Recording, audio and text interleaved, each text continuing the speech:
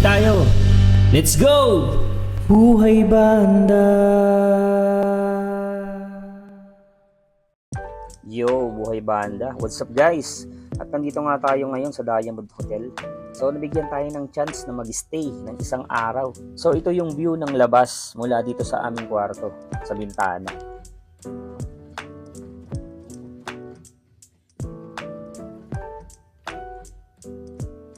So nandito na nga kami sa labas ng Diamond Hotel para maglakad-lakad at explore yung paligid ng Diamond Hotel.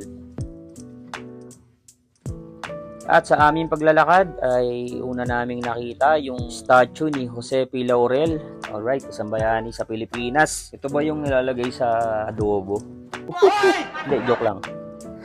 This time, tumawid kami sa kabila para marating natin yung Baywalk Dolomite. So ayan, pagpasok namin dito, si Kuya Guard ay naghihintay na para bumati sa inyo at para sabihin, bawal ang tubig sa loob. Alright. Ayan, chinek niya yung gamit and then pinaiwan yung tubig at sabi ay balikan na lang natin. So ayan, pumasok na nga tayo sa loob at ito yung bumungad sa amin. So first time namin makapunta ni Mrs. dito, medyo naiinitan at mainit ang ulo. Alright. So first time nga namin ito dito sa Dolomite. Tingnan natin kung anong makikita natin dito. Una, bumaba kami ng hagdan dyan. At ito na yung Dolomite na kilala sa Pilipinas bilang artificial sand. Alright.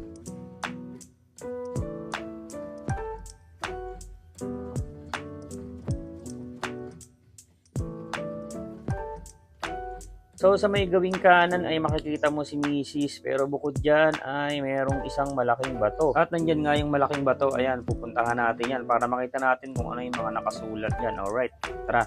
Ayan, so bawal palang lumapit dyan at hanggang yan lang kami. Tanaw-tanaw lang tayo sa isang malaking bato. At first time ko ngang makakapaglakad dito sa Dolomite. At ito yung hotel natin. At kung makikita nyo naman, sobrang payapa ng tubig dito sa Manila Bay. Ang sarap pagmasdan. May mga nagpipiknik din at syempre hindi ko na pinalagpas to. Naglakad na rin ako gamit ang aking dalawang paa at hubad ang aking Jordan shoes. No? So gusto ko lang maramdaman yung buhangin sa aking mga paa. Ang sarap sa pakiramdam yan. Para ka na rin nakapag-beach sa isang malayong probinsya. At syempre, umupo nga tayo dyan dahil medyo napagod tayo sa ating paglalakad. Ayan guys, nakaka-relax din naman talaga pagmasdan yung paglubog ng araw. No? So, mga oras ito, mga alas 5 na yan ng hapon. Gaya nga ng sabi nila, ang lahat ng bagay ay may katapusan. So, natapos na rin yung ating pagpasyal dito sa Dolomite. At naghahanda na tayo para lumabas at pumunta sa Luneta Bay, Luneta Park. Pusit. Gago! So, ayan, bago kami pumunta sa Luneta, ay nakita nga namin si Paring Dolphy. Malakas pa siya at kumain kami ng ice cream na halagang 25 pesos. So, diretso nga lang yung lakad mo dyan. Pagdating mo doon sa may tawiran, kailangan mo tumawid pa kanan at andun na yung Luneta Park. At pagtawid nga namin ni Mrs. ay medyo nahihiya pa kami at tinatanaw-tanaw muna namin ni Mrs. yung Luneta Park. At ito nga yung flagpole na 7.8 million pesos na pinatayo ng dating presidente na si Nonoy Aquino. Grabe, mahal. Flagpole lang.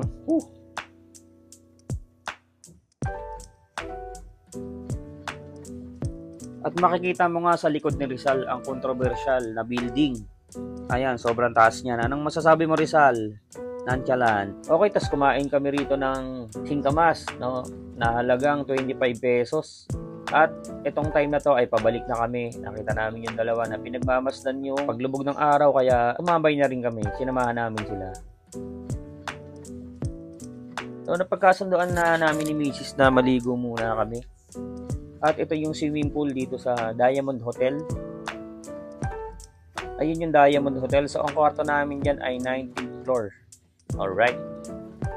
Ang ganda ng pool dito, hindi siya ganun kalalim, hindi rin siya ganun kababaw. Sa madaling salita, katamtaman lang. May pools pa yan na man-made.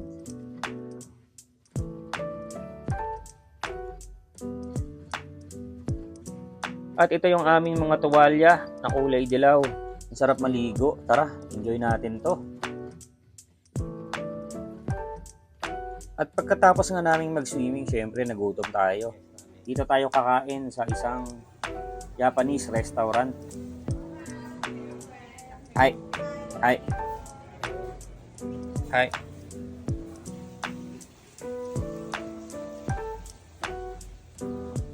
Ang sarap ng pagkain namin dito guys, sobrang legit na Japanese food. Ayan, may salmon, may gulay-gulay. Ganon din kay Mrs. Meron pa siyang shrimp na prinito. Masarap niyan guys. Enjoy ka ba, Mrs.? Ayan guys, so ito ay pre-celebration ng birthday ni Mrs. So, nag-enjoy siya sa binigay ko sa kanyang treat. Hindi, joke lang. So, see you tomorrow guys sa ating susunod na adventure.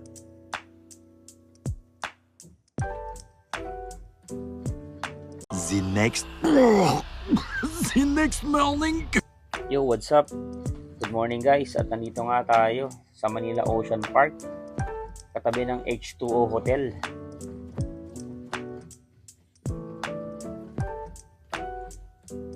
So obviously guys, pagpasok natin dito sa Manila Ocean Park, ang makikita natin ay puro isda.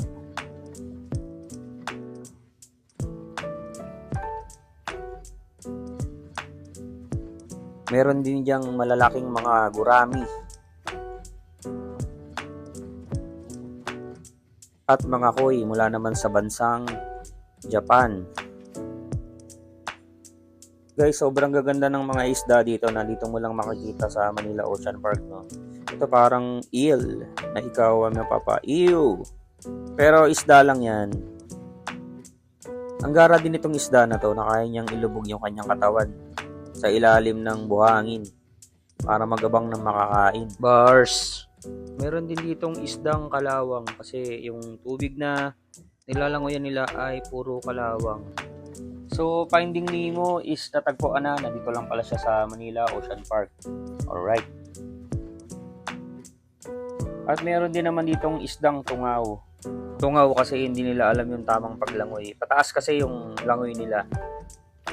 Meron din ditong giant trevally. Sarap sigurong isigang nito. Laki ng panga, oh. At narating na natin yung transparent tunnel na kung saan marami nagpapapicture dahil makikita mo yung mga shark na nandyan nagpapahinga lang. At makikita mo din dito yung mga isdang duwag. Isdang duwag kasi mangangagat tapos tatakbo. Duwag, di ba? Siyempre nagpakagat din tayo. At ito naman yung mga isdang tukmol. Tukmol kasi nasa harap na nila, hindi pa nila kinakagat. Nilalasahan pa. Tukmol, di ba?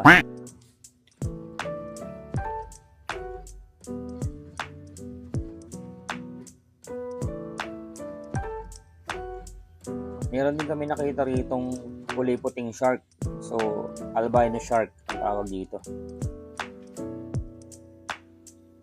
At meron ditong part na kung saan makita mong lumalangoy yung mga shark. Actually, meron yung promo that time na pwede mong makasama lumangoy yung mga shark na libre. Kaso isang beses mo lang siya magagawa sa buong buhay mo. Dahil hindi na mauulit. Patay ka na nun. At ito nga yung mga kamag-anak ni Penguin na kalaban ni Batman. Ayan sila, nililiit lang pala nila sa personal.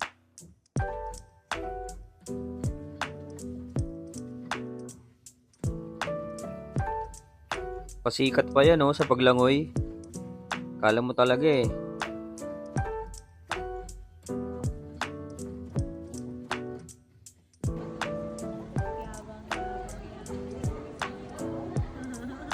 Meron pa kaming pinasukan na parang isang kwarto. So, ang tawag yata dito ay Jelly Place. Ayan, sobrang ang ganda dyan. Nakakaaliw. Nakakalito. At ang kasunod niyan ay isang kwarto na puro salabay. Ayan, may mga ganyan sa Quezon at ang sarap ulamin yan. Ang sarap ipulutan. Ayan, kilawin lang, kilawin. Pinupulutan lang namin yan doon.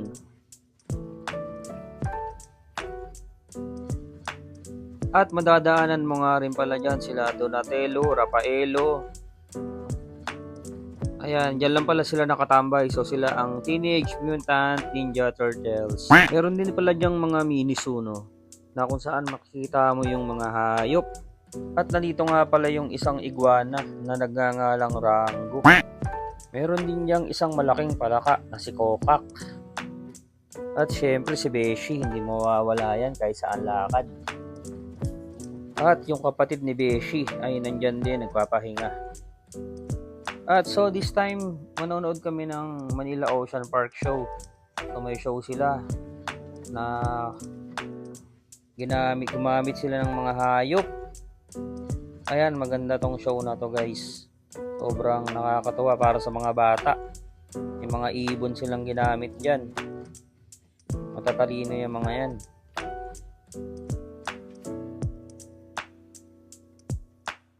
Diba? Galing. Gumamit din pala sila dyan ng agila. Ayan member yata yan ng Eagles.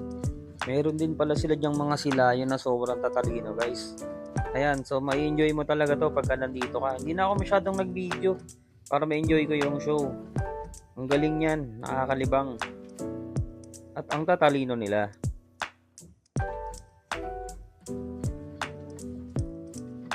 So hanggang dito na lang guys. Sa susunod na lang uli. Tugtugan lang.